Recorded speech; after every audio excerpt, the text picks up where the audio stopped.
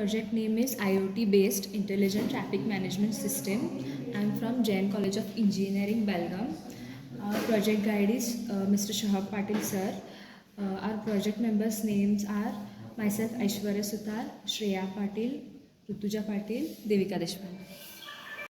So the main components which are used in a circuit is Arduino Nano, IR sensor, RF module and ESP32 cam, which is a Wi-Fi plus camera module.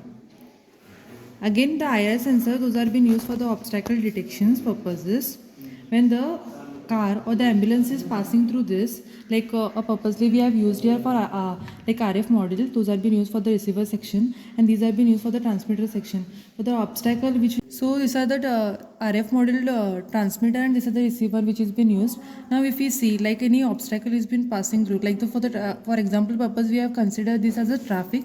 So like there are two IR sensors which are being used here. So here is the amount of delay between them. For the less traffic purposes, this IR sensor is being used. As we can see, these are the LED is blinking here. If a obstacle is passing through this, we can see here the green LEDs are blinking into the IR sensor. So as per that, the LEDs are blinking here and the signal has been changed, which is captured to the ESP32 cam.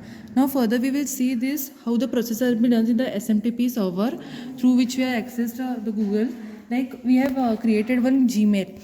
So through Gmail we have used here SMTP server, which is Simple Mail Transfer Protocol. So through this we have like if we go to the mail, we need to go to the drive to see the images which have been captured. So we'll go to the drive.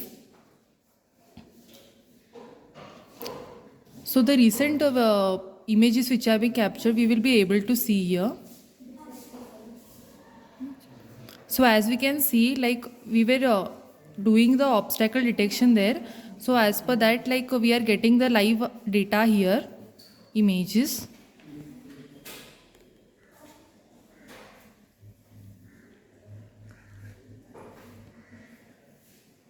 So while considering how we have created this, we have used the hotspot and password here. So by through which we could access that, and the same programming we have used in the ESP32 cam by which it could access the data by that.